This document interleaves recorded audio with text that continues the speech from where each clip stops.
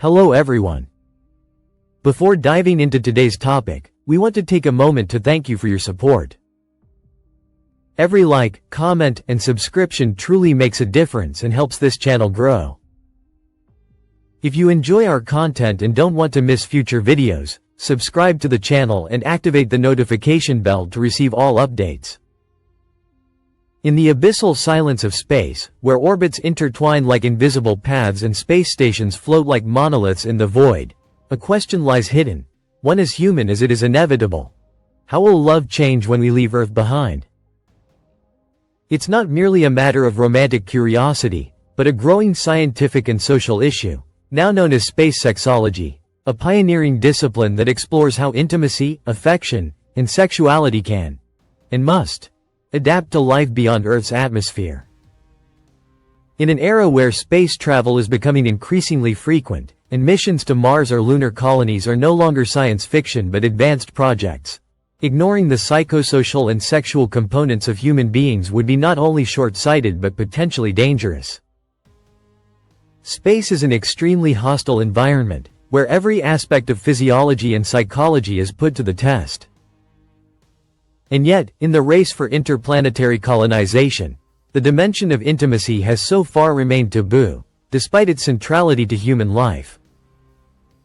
Contrary to what one might think, there are currently no official documents confirming sexual experiments or experiences in space, nor protocols dedicated to managing romantic relationships aboard space stations. However, the absence of data does not imply a lack of interest. On the contrary, various space agencies and academic institutions have begun to seriously and interdisciplinarily raise the issue. Space sexology stands at the crossroads of biology, psychology, sociology, medicine, and aerospace engineering. The first obstacle is, naturally, physical in nature. In microgravity, the rules of the human body change dramatically. Blood tends to shift toward the upper body, affecting blood pressure and fluid distribution.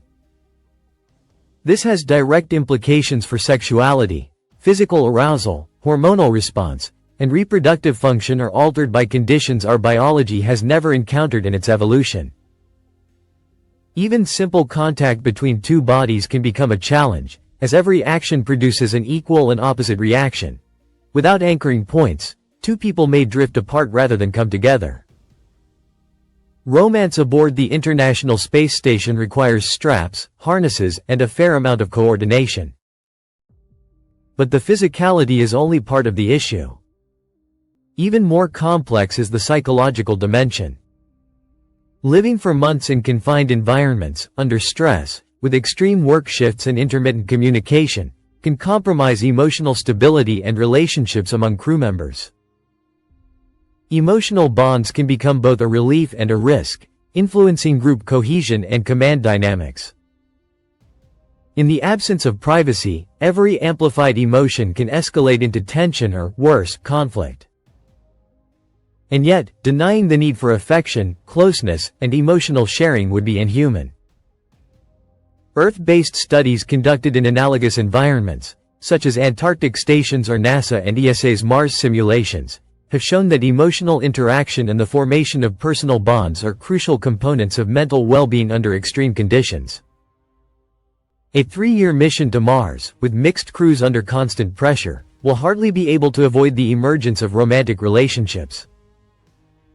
Space sexology must anticipate, understand, and positively channel these developments. Another central theme is reproduction. Carrying a pregnancy in space is currently considered unsafe. Experiments conducted on animals in microgravity have produced concerning results: delayed embryonic development, anomalies in cell distribution, problems in bone and nervous system growth. Moreover, cosmic radiation poses a high risk to DNA, making the extraterrestrial environment potentially teratogenic. Yet, if the future of humanity includes permanent settlements on Mars or other habitable moons, reproduction cannot be ignored. Some scientists hypothesize technological solutions that include simulated gravity chambers, magnetic radiation shields, or even the use of cryopreserved embryos to be implanted under safer conditions. But beyond biology, there remains the ethical question. Is it right to procreate in such a risky environment? What rights will the first humans born off Earth have? How will our idea of identity change if one day there are Martians born on another planet? The debate, still timid but rapidly evolving, echoes in popular culture.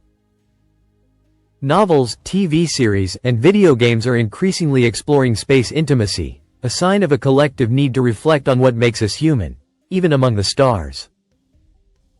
But fiction can only suggest scenarios. It is up to science to define what is possible, probable, and desirable. In the second section, we will continue to explore the social implications, concrete proposals, and ongoing research that are attempting to turn space sexology from an academic provocation into a key discipline for the future of space exploration. If humanity's ultimate goal is to expand beyond the boundaries of its home planet, then sexuality must no longer be treated as a mere accessory to the human experience, but as a biological and psychological necessity to be integrated into space programs.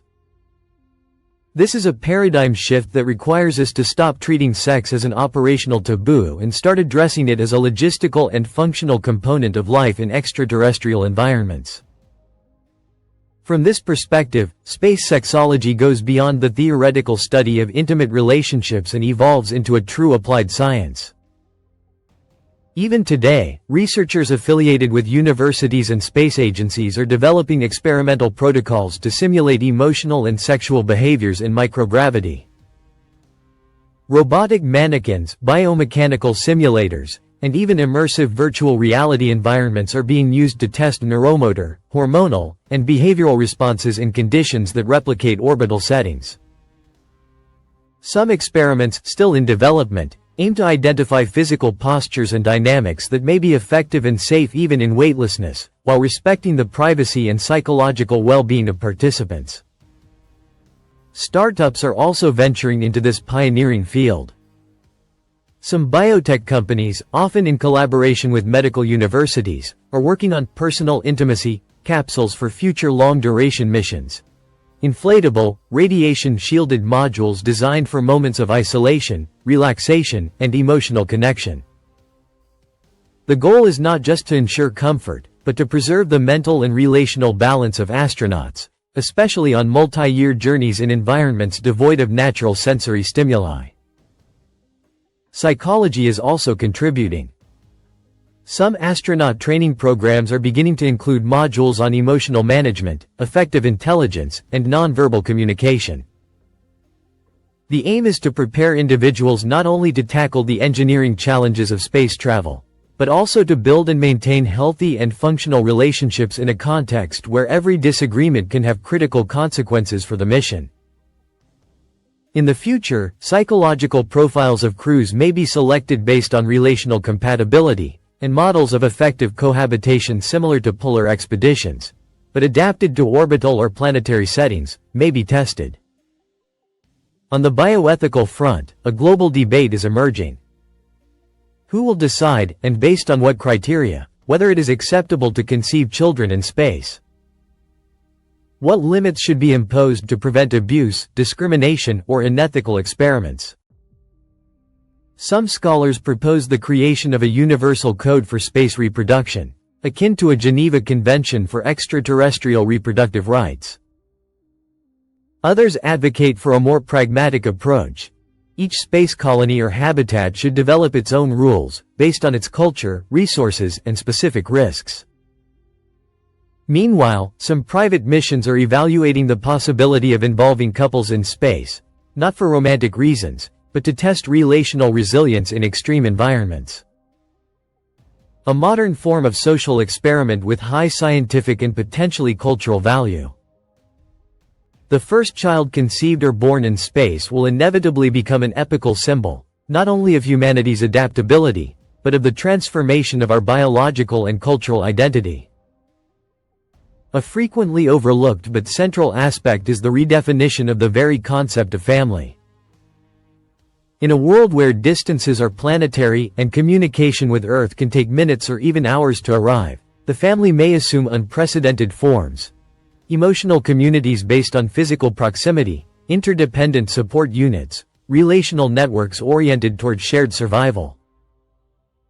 The concept of a terrestrial nuclear family could evolve into collective, fluid, adaptive structures designed to meet the challenges of cosmic isolation.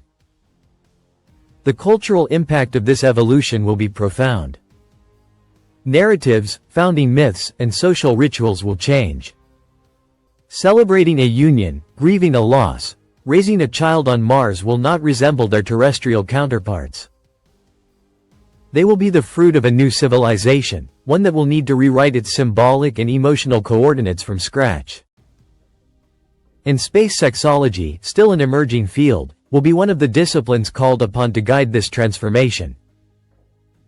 Ultimately, the future of human relationships in space is not merely an extension of our biological existence, but a reinvention of our very way of being. An extreme test of our ability to preserve what makes us human, even in the remotest void. Because if we can love, desire, grow, and share even millions of kilometers from Earth, then we will have truly conquered space. Not just with spacecraft, but with our hearts.